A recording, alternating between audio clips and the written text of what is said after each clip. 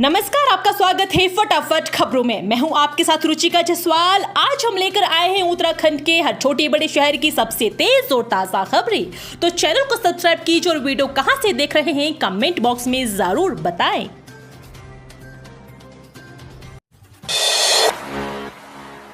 दशकों पुरानी मांगों की घोषणा कर सीएम धामी ने जीता लोगों का दिल। स्थानीयों को इस तरह मिलेगा फायदा।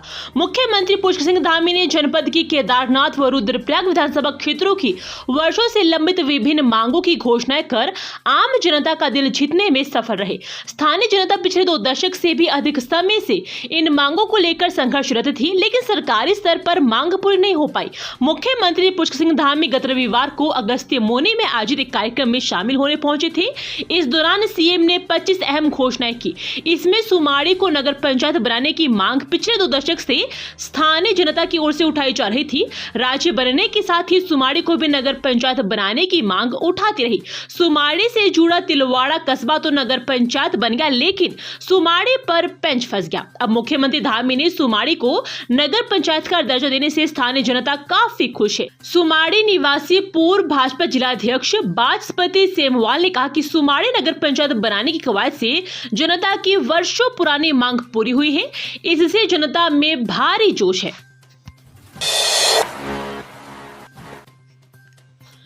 शहीद सैनिकों के परिजन भी अब रोडवेज बसों में करेंगे मुफ्त यात्रा। प्रस्ताव तैयार करने के निर्देश।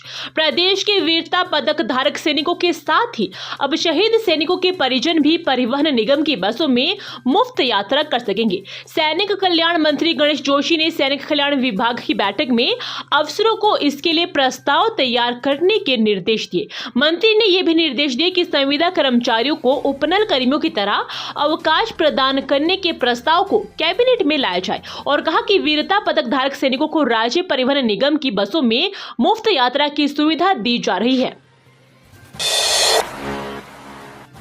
अवैध मदरसे पर कानूनी कार्रवाई। मदरसा बोर्ड ने शुरू की हेल्पलाइन। उत्तराखंड मदरसा शिक्षा बोर्ड के अध्यक्ष मुफ्ती शमून कासमी के निर्देश पर रुद्रपुर में संचालित एक अवैध मदरसे के खिलाफ कानूनी कार्रवाई की गई। बोर्ड ने रुद्रपुर के मदरसे में नाबालिग लड़कियों से छेड़छाड़ के आरोपी मौलाना के खिलाफ सख्त कार्रवाई करने के संबंध में जिला मजिस्ट्रेट और वरिष्ठ पुलिस अधीक्षक को बीते 24 अगस्त को पत्र लिखा था। इस संबंध में जिला मजिस्ट्रेट ने जांच के पश्चात अवैध मदरसे के मौलाना के खिलाफ कार्रवाई की जानकारी दी है। इस मामले में पुलिस ने भारतीय न्याय संहिता और पॉक्सो एक्ट के तहत कार्रवाई की है। कासमी ने कहा कि यदि किसी अन्य मदरसे में चाहे ये उत्तराखंड मदरसा शिक्षा बोर्ड के तहत पंजीकृत हो या नहीं, शिकायत आने पर सख्त कार्रवाई की सिफारिश की जाएगी। उन्होंने राज्य के सभी मदरसा अधिकारियों से सरकार के दिशा निर्देशों का पालन करने और शैक्षिक मानकों को बनाए रखने को कहा है। देहरादून में बिजली उपभोक्ताओं के लिए खुशखबरी। जल्द लगेंगे स्मार्ट मीटर। पहले चरण में 3 लाख घरों में होंगे इंस्टॉल। दून में आखिरकार स्मार्ट विद्युत मीटर लगाने की योजना धरातल पर उतरने की उम्मीद है। इसे लेकर ऊर्जा निगम की ओर से कसरत पूरी कर ली गई है और इसी माह से मीटर लगाने का कार्य भी शुरू किया जाएगा। RDSS के तहत उत्तराखंड में 15.84 लाख घर प्रतिष्ठानों में स्मार्ट मीटर लगाने की तैयारी है, जिसमें प्रथम चरण में देहरादून के शहर के 3 लाख से अधिक घरों में स्मार्ट प्रीपेड मीटर लगाए जाएंगे, जिसके बाद विद्युत उपभोग और बिलिंग के तरीके में क्रांतिकारी परिवर्तन आएगा। कार्मिकों की कमी से जूझ रहे नगर निकायों को राहत। इन पदों पर मिली तैनाती। आदेश जारी। कार्मिकों की कमी से जूझ रहे नगर निकायों को अब काफी हद तक राहत मिल गई है। इस कड़ी में नवनियुक्त 57 अधिशासी अधिकारियों को विभिन्न निकायों में तैनाती दी गई है। इसके अलावा नवनियुक्त 26 अवर अभियंता और 18 कर एवं राजस्व निरीक्षकों को भी तैनाती दी गई है। शासन इस संबंध में आदेश भी जारी कर दिए हैं। इसके अलावा विभिन्न निकायों में तैनात कार्मिकों को इधर से उधर किया गया है। इनमें नगर पालिका परिषद पौड़ी के अधिशासी अधिकारी गौरव भासीन को नगर निगम देहरादून के प्रभारी उप नगर आयुक्त के पद पर भेजा गया है। उत्तराखंड में भू कानून को ताक पर रखकर जमीन खरीदने वालों पर होगी कार्रवाई, सीएम धामी ने दे दिए निर्देश।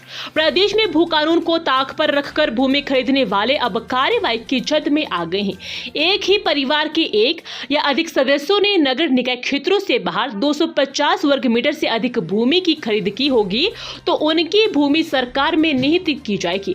मुख्यमंत्री पुष्कर सिंह धामी ने इस संबंध में निर्देश दिए थे। शासन ने सोमवार को इस संबंध में आदेश जारी कर दिया।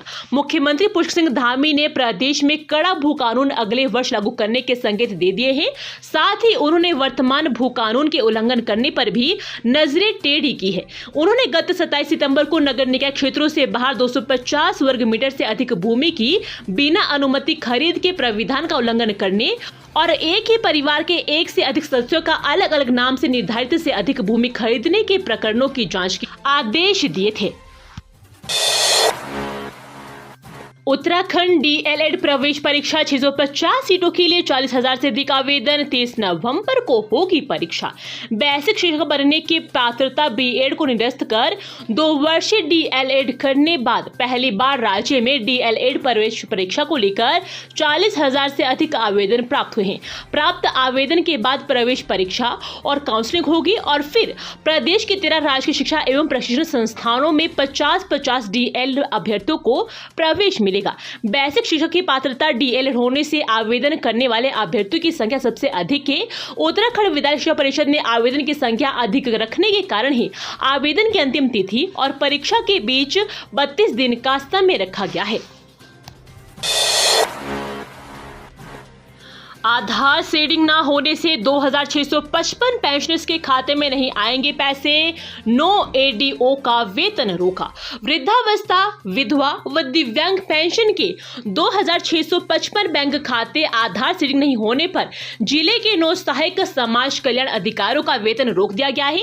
यही नहीं, सीडीओ ने निर्देश दिए हैं कि 20 अक्टूबर तक आधार सीडिंग व ऋण वसूली में अच्छी प्रगति नहीं हुई तो एडीओ के स्थानांतरण का प्रस्ताव जिला समाज कल्याण अधिकारी प्रस्तुत करेंगे। सोमवार को सीडीओ अशोक पांडे ने विकास भवन में समाज कल्याण विभाग की 59.6 वर्ष पेंशन के पात्र व्यक्तियों का सर्वे कार्य, वृद्धावस्था, विधवा व दिव्यांग पेंशन के बैंक खातों की आधार सीडिंग व अनुसूचित जाति के व्यक्तियों को स्वरोजगार में दिए गए ऋण की वसूली की समीक्षा की। इस दौरान समाज कल्याण अधिकारी दीपांकर घिलजियाल ने बताया कि जिले में 59.6 वर्ष पूर्ण कर चुके लोगों का सर्वे कार्य गतिमान है। पहाड़ का सफर अब होगा सुखद। अगले हफ्ते आएंगी 130 रोडवेज बसें। उत्तराखंड में पर्वतीय मार्गों पर रोडवेज बस से सफर सुखद होने वाला है। परिवहन निगम को टाटा कंपनी से 130 रोडवेज बसें 15 अक्टूबर तक मिलने वाली है। इसके लिए निगम ने अब टाटा कंपनी के अधिकारियों को अपने तकनीकी कार्मिकों के प्रशिक्षण के लिए पत्र भेजा है। परिवहन निगम के अल्मोड़ा, भवाली, रानीखेत, बागेश्वर, काठगोदाम, हल्द्वानी, रामनगर, लोहाघाट, पिथौरागढ़, पर्वतीय डिपो, ऋषिकेश, श्रीनगर और कोटद्वार डिपो को ये नई बसें मिलेगी। वायुसेना की सबसे बड़ी कार रैली शुरू। सियाचिन, लेह, श्रीनगर होते हुए 14 को पहुंचेगी देहरादून।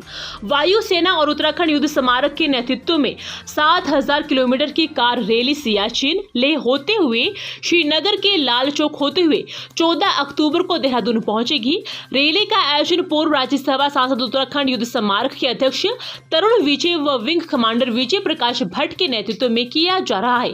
रैली में वायुसेना के 32 अधिकारी, भारतीय सेना की 2 महिला अधिकारी, लेफ्टिनेंट कर्नल अश्वनी और मेजर स्वाति शामिल है। पूर्व सांसद ने कहा कि वायुसेना के इतिहास की सबसे बड़ी कार रैली है। रैली सियाचिन को पार कर मंगलवार को लेह पहुंचेगी, जहां उपराज्यपाल स्वागत कर श्रीनगर के लिए रवाना होंगे। श्रीनगर में लाल चौक पर राष्ट्रीय गान किया जाएगा। उसके बाद जम्मू होते हुए देहरादून में प्रवेश होगी। उत्तराखंड में साइबर हमले को लेकर एसआईटी गठित प्रेस कॉन्फ्रेंस में आईजी लॉ एंड ऑर्डर ने रखी ये बातें। उत्तराखंड में हुए साइबर हमले को लेकर आईजी कानून व्यवस्था नीलेश आनंद भड़ने ने पत्रकार वार्ता की। उन्होंने बताया कि मामले की जांच के लिए डीएसपी साइबर की अगुवाई में एसआईटी का गठन किया गया है। साइबर हमला है या खुद से कोई वायरस आया है, इसकी जांच की जा रही है। अभी तक कोई नुकसान नहीं हुआ है। जहां तक फिरौती की मांग है तो उन्होंने रकम खोली नहीं है। सारा डेटा सेफ है, सभी एप्लीकेशन चल रही है। गजब, रायपुर अस्पताल के सर्जन ने एक साल में नहीं किया कोई भी ऑपरेशन, ऐसे खुली पोल। रायपुर अस्पताल में तैनात सर्जन ने करीब एक साल से एक भी ऑपरेशन नहीं किया।